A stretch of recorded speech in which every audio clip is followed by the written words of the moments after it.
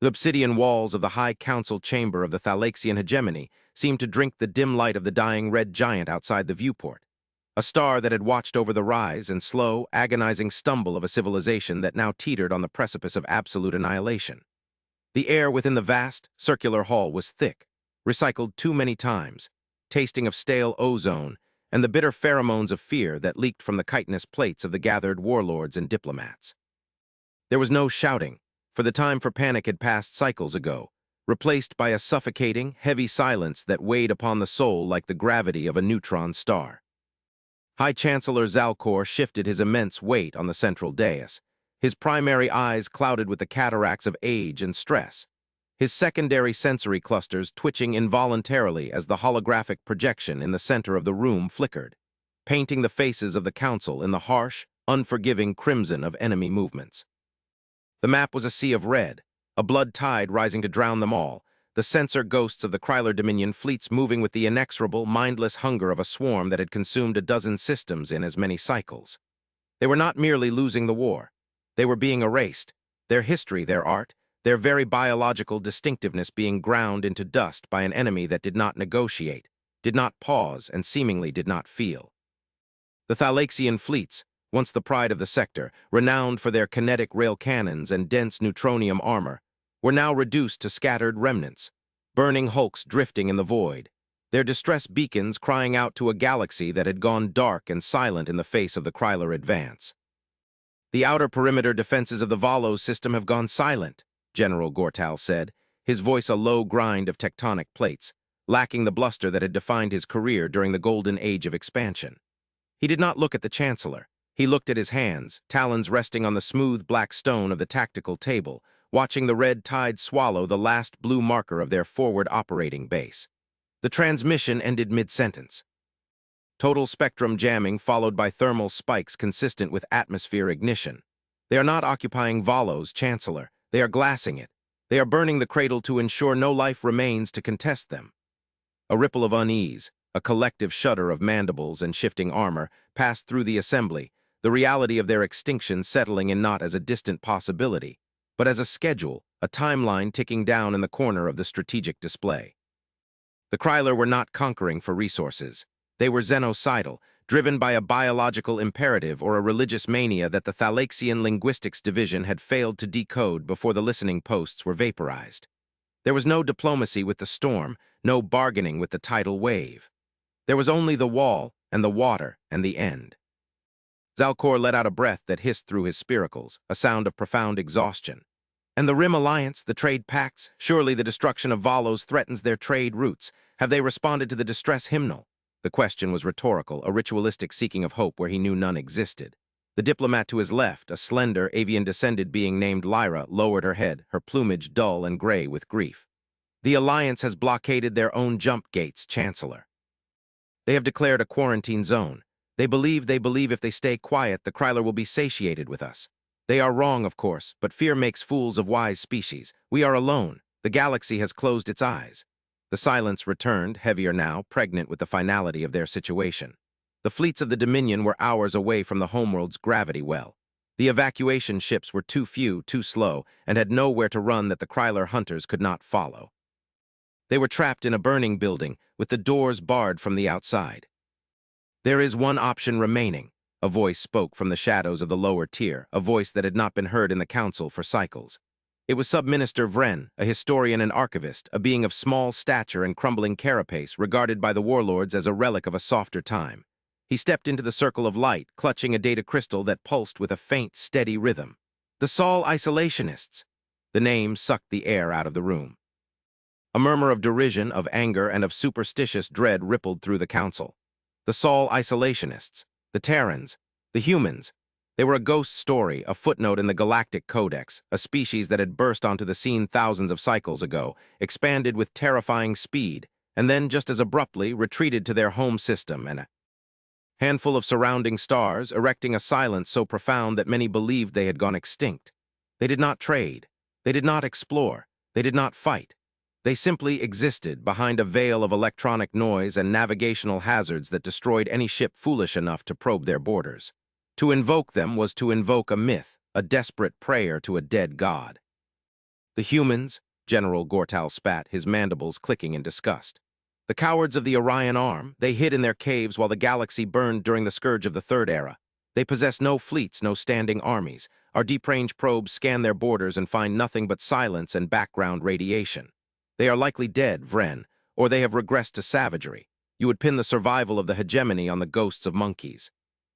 The general's scorn was mirrored in the eyes of the others. The humans were viewed as a failed potential, a species that lacked the stomach for the harsh realities of interstellar politics. They were soft, fleshy things, devoid of natural armor, reliant on fragile technologies that the Thalaxians had surpassed eons ago, or so the dogma went. To ask them for help was beneath dignity. It was the frantic clawing of a drowning beast. "They are not dead," Vren whispered, his voice trembling not with fear of the council, but with a deeper, more primal awe. "I have studied the archives of the pre-isolation era. Before they closed their doors, they were not weak. They were careful, and in their silence I have detected patterns, not transmissions but absences. The way light bends around their sector, the way gravity waves ripple outward from Sol with mathematical precision. They are doing something in the dark, Chancellor, something vast. And we have an ancient pact, a treaty signed in ink and blood before the Great Silence. Article 9, in the event of an extinction-level threat to sentient life, the signatories may invoke the protocol of the Neon Horizon." The phrase hung in the air, alien and nonsensical. Neon Horizon. It sounded like poetry, not military doctrine.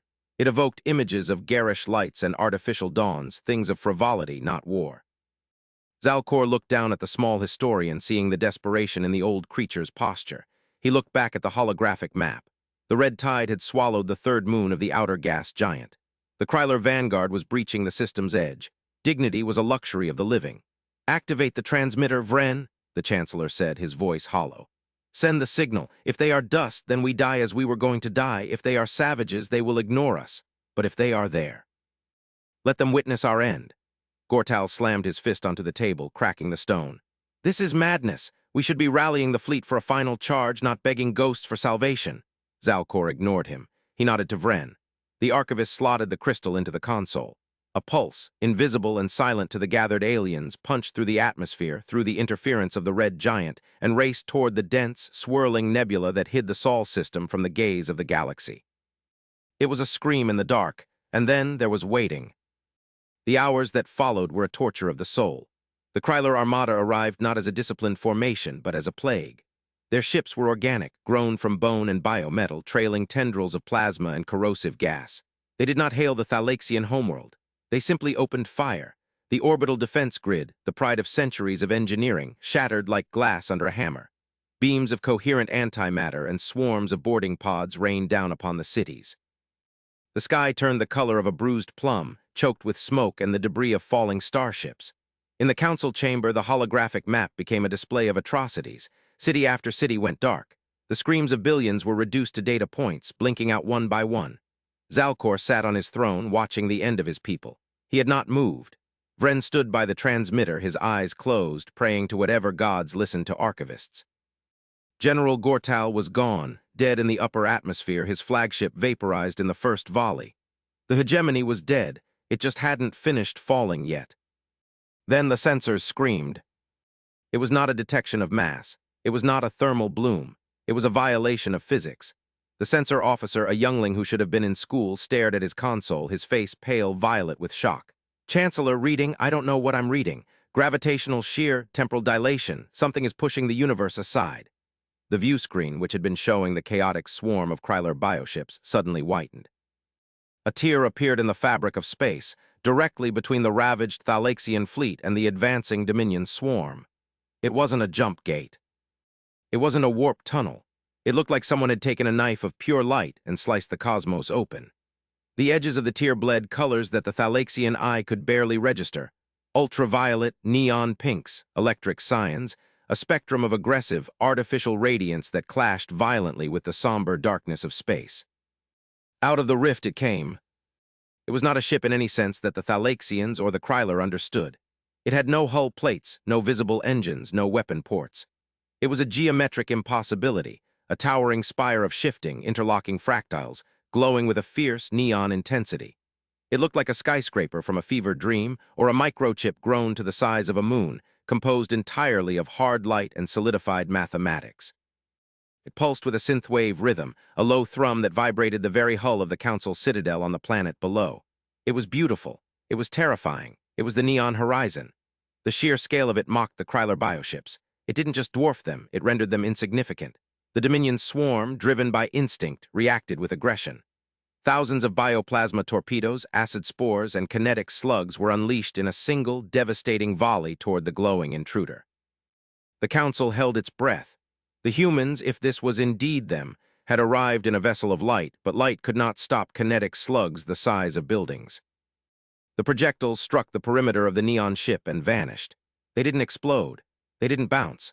They simply ceased to exist, deconstructed into their constituent atoms, turned into harmless drifts of hydrogen and iron dust that swirled in the glowing wake of the vessel. The human ship did not return fire. It did not maneuver. It simply sat there, a monolith of impossible technology, bathing the battlefield in its garish, hopeful light. Then a voice cut through every communication channel, every frequency, every audio receiver on the planet and in the void. It bypassed encryption, bypassed translation software, speaking directly into the minds of the listeners in their native tongues. This is High Admiral Alara Vance of the Terran Solarity, commanding the NSV Eventide. We have received the distress call under the old pacts. Cease fire immediately. This is a zone of sanctuary. The voice was calm. It was the voice of a mother scolding unruly children, but underneath the calm was a terrifying density of power, the confidence of a predator that knows it has no natural enemies.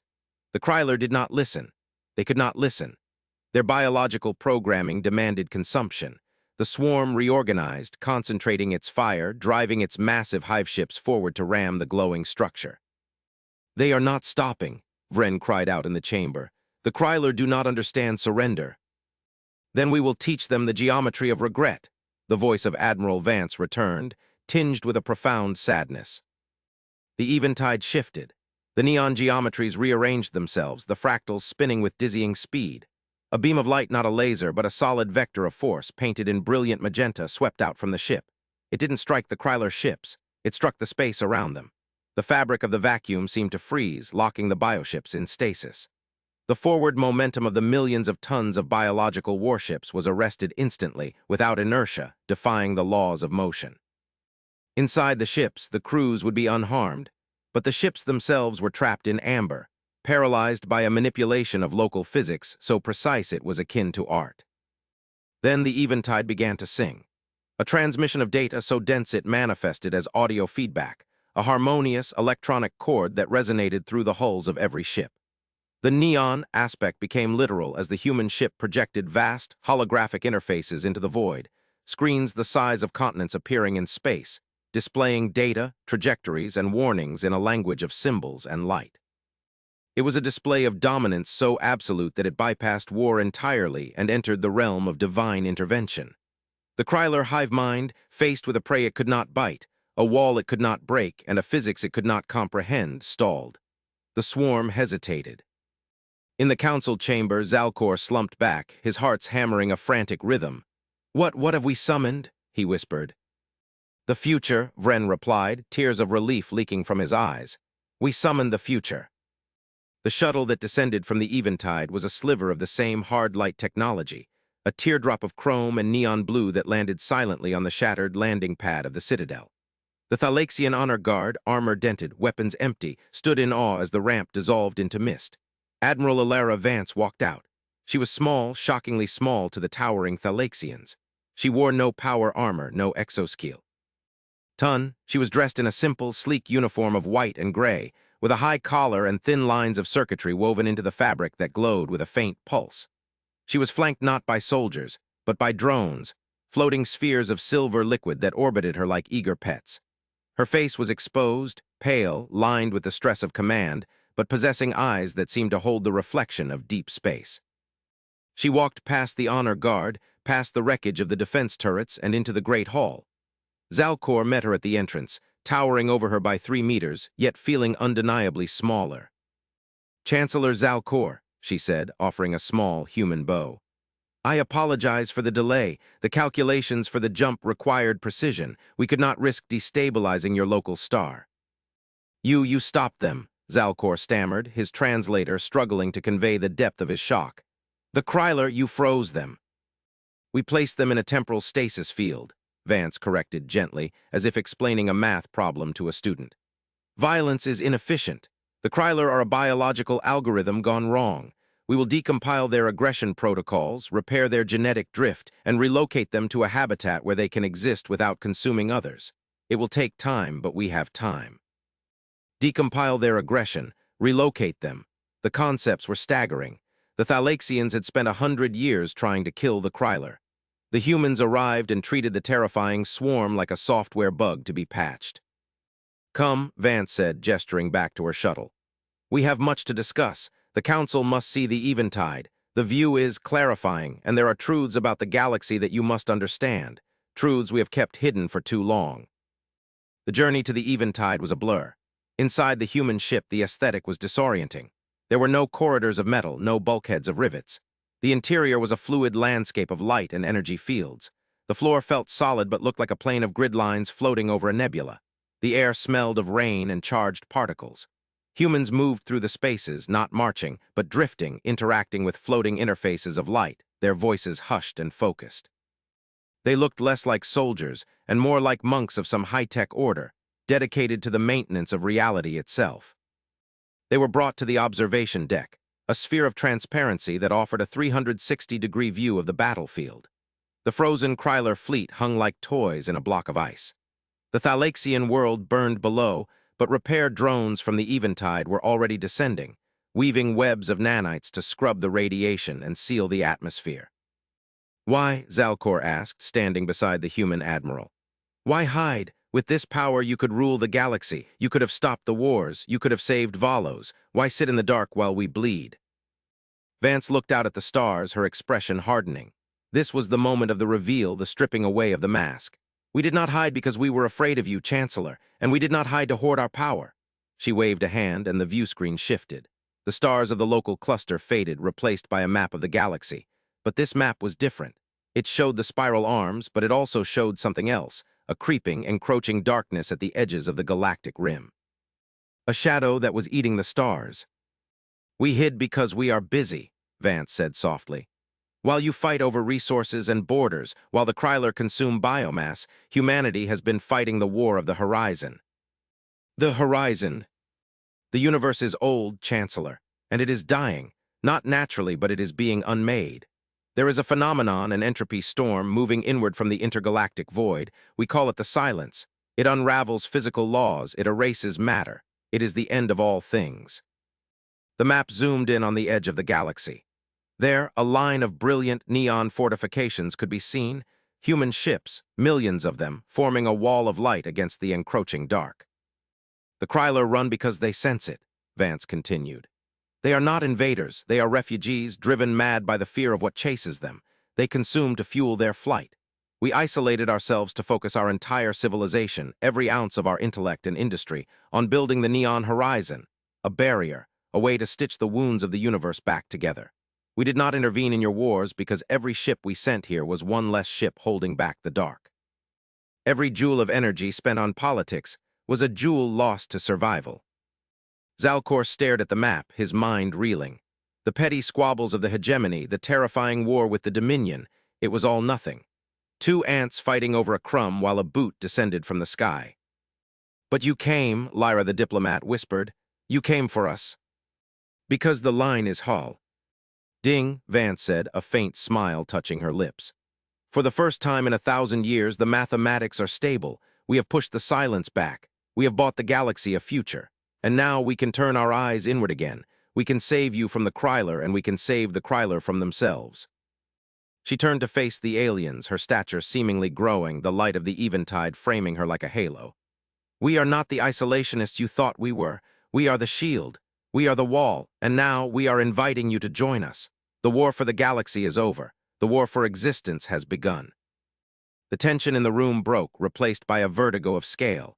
Zalcor looked at the human, this soft, fleshy creature who carried the weight of the universe on her shoulders. He felt a profound humility and a sudden, fierce hope. The Thalaxians had prided themselves on their strength, their armor, their endurance, but they had been children playing in a sandbox. The humans were the adults who had been keeping the storm away. What do you require of us? Zalcor asked, bowing his head not in submission but in service. Our fleets are broken, our worlds are burning, we have little to offer the architects of reality. Vance placed a hand on his arm, a gesture of shocking intimacy and warmth. We don't need your fleets, Chancellor. We have enough guns, we need your culture, we need your history, your art, your philosophy. We have spent so long staring into the abyss, fighting the cold logic of entropy, that we are in danger of forgetting why the universe is worth saving. We need you to remind us what it means to live, while we ensure you have the chance to do so. She gestured to the frozen Kryler fleet. We will integrate the Dominion. Their biological adaptability will be useful in terraforming the dead sectors. We will integrate the hegemony. Your stoicism and loyalty will anchor our lines.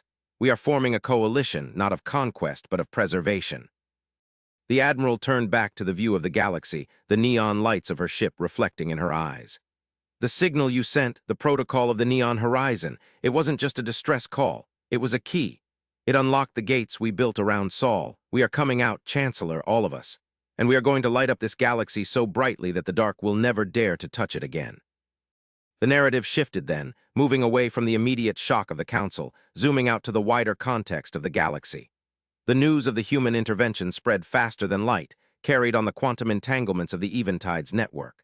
On 1,000 worlds, the despair of the Kryler War was replaced by a bewildered awe. The images of the neon ships, impossibly sleek, glowing with the arrogance of superior physics, became the new icons of salvation. The human ships didn't just fight, they curated. They appeared in systems under siege, deployed their stasis fields, their reality anchors, and stopped the fighting like a parent catching a falling glass. But it was the philosophical impact that hit the hardest. The revelation of the silence changed everything. Religions collapsed and were reborn. Political factions that had warred for centuries found their grievances petty in the face of the great unraveling. The humans, once the mocked isolationists, became the shepherd species. But they refused to rule. They established the Council of the Horizon, a body where every species, including the pacified and healed Kryler, had a voice. In the weeks that followed, Zalcor found himself spending more time on the Eventide than on his own homeworld. He watched as the humans worked. He saw the toll it took on them. Beneath the godlike technology, they were tired. They were a species that had traumatized itself for the good of others. They had turned themselves into a weapon of preservation, denying themselves the joys of exploration and contact for millennia to hold the door shut against the void. One evening in the ship's arboretum, a space where synthetic sunlight nourished plants from a dozen worlds, Zalcor sat with Admiral Vance. They were drinking a liquid that tasted of tea and electricity. "Do you fear it?" Zalcor asked. "The silence." Vance looked at the liquid in her cup. "Every day, it is the end of math, the end of cause and effect. It is the anti-story, but fear is a fuel if refined correctly. We burned our fear to build these ships." "And now we have help," she said, looking at him. "You asked why we revealed ourselves now. It wasn't just that the line was holding. It was that we were lonely.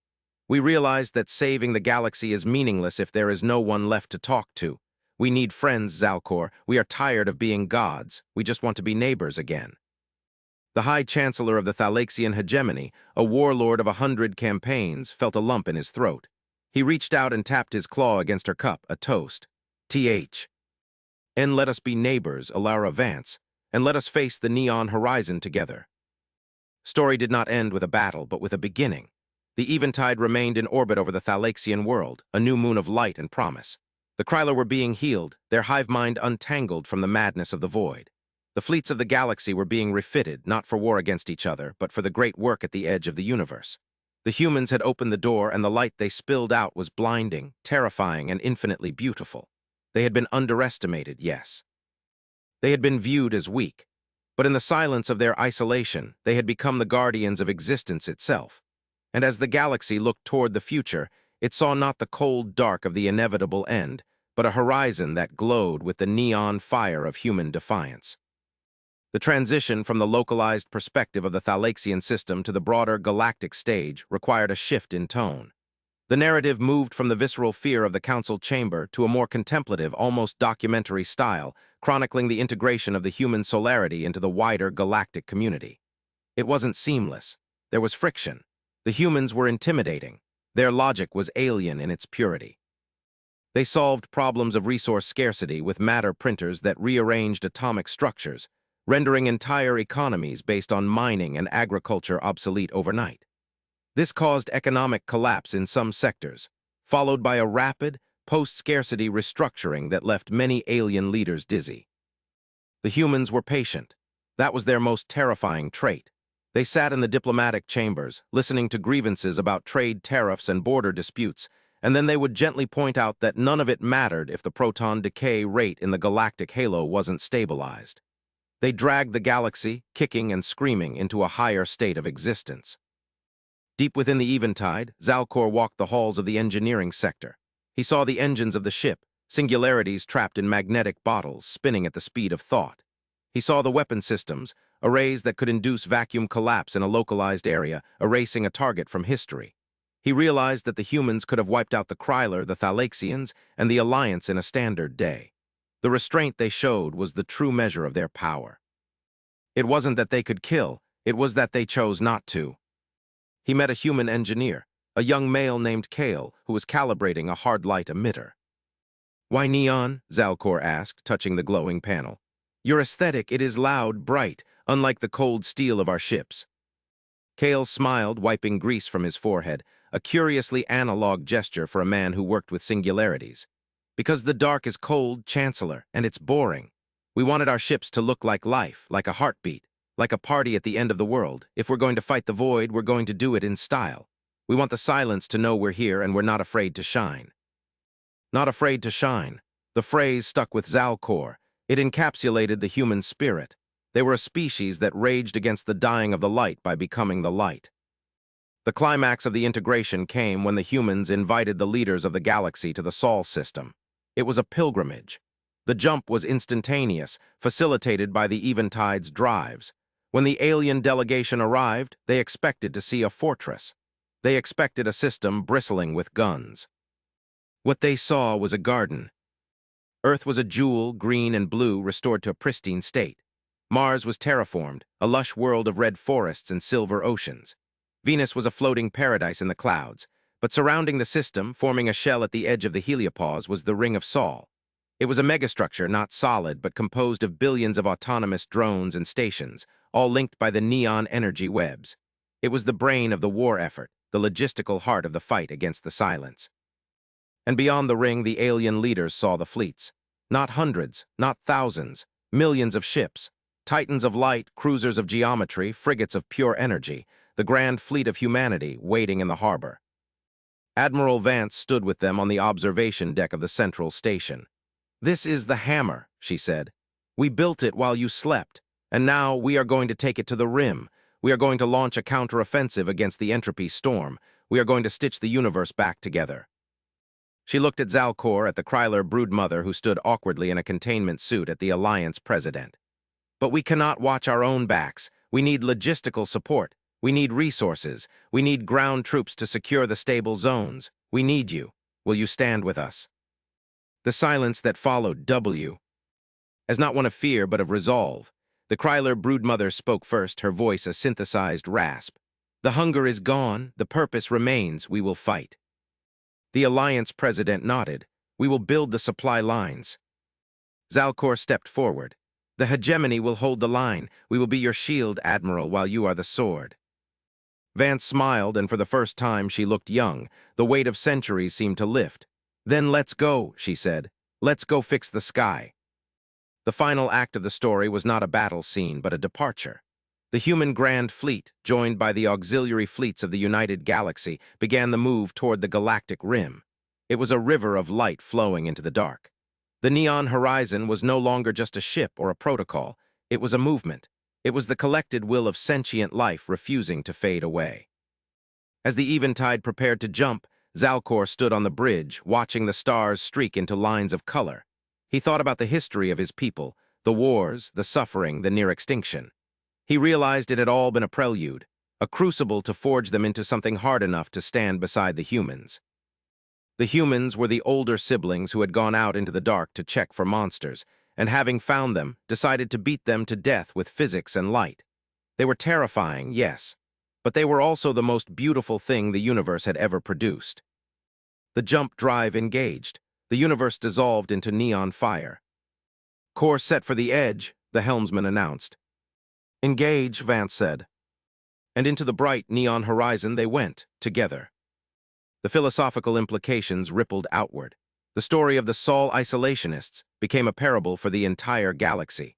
It taught that silence was not weakness, that preparation was the highest form of warfare, and that mercy was the ultimate weapon of the strong. The humans had proven that you didn't need to conquer the galaxy to save it. You just needed to be the one holding the lantern when the lights went out. In the schools of the Thalaxian hegemony, the history books were rewritten. Chapter 1 was no longer the rise of the warlords. It was the arrival of the light. Children learned the mathematics of the stasis fields. They learned the ethics of the human diplomatic corps. They learned that the greatest victory was the one where no one died. And far out on the rim, where reality frayed and the silence gnawed at the roots of space, the war raged. But it was a war of creation, not destruction. The combined fleets fired beams that repaired gravity wells.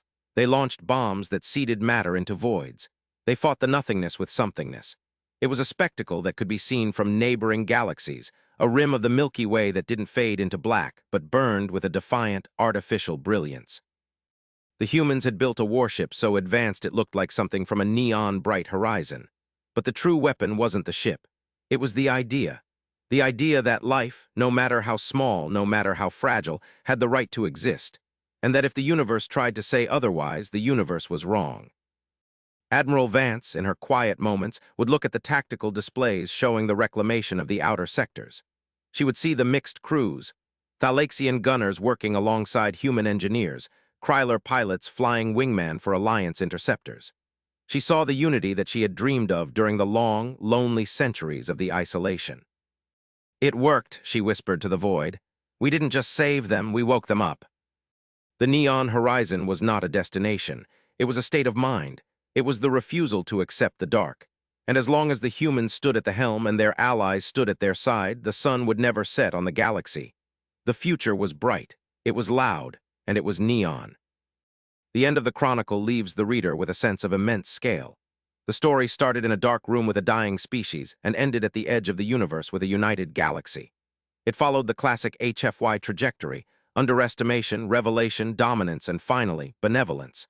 The humans were the monsters the aliens feared, only to reveal themselves as the angels they prayed for. But they were angels with shotguns made of hard light, and that made all the difference. The universe was safe, not because it was kind, but because humanity was on watch, and they had brought friends. The final image is of the eventide, silhouetted against the swirling, chaotic entropy of the silence. It fires a main cannon, not a beam of destruction, but a beam of pure creation, a thread of gold and violet light that stitches a tear in the cosmos. Behind it, thousands of alien ships add their own fire, a chorus of light against the dark. The war for the horizon continues, but the outcome is no longer in doubt. Life wins.